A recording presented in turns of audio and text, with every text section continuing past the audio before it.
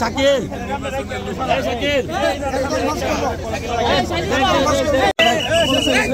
সাজিদ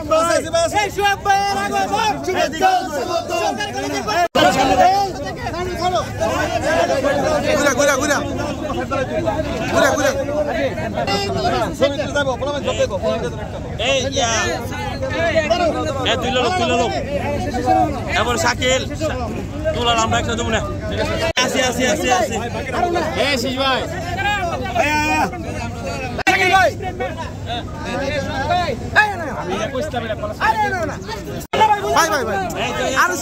সামনে দিকে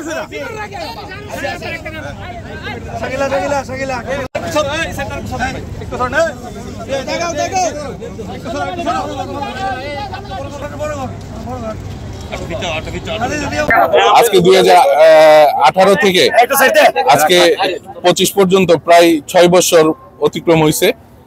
আর আমার বিরুদ্ধে অসংখ্য মামলার হুলিয়া জারি করা হয়েছিল ওয়ারেন্টের আসামি এবং মিথ্যা বানোয়াট শুধু ব্রাহ্মণবাড়িয়া নয়, আশুগঞ্জ আখড়া থানার মধ্যে রেলওয়ে স্টেশন পুরানো মামলা সহ বিভিন্ন ধরনের মামলা দেওয়া হয়েছে, যেগুলোর সাথে আমি আদৌ সম্পৃক্ত ছিলাম না।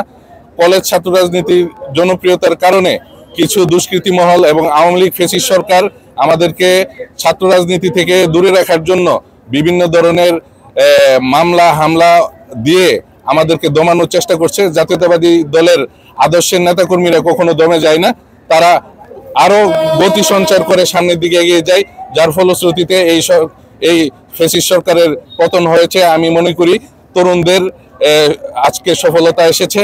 আমি সকল শহীদ এবং তরুণদের প্রতি আমি সমবেদনা জানিয়ে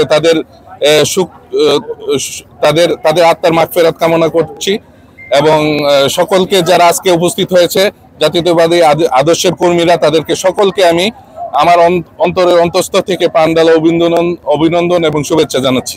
ধন্যবাদ সবাইকে। সামনে দিকে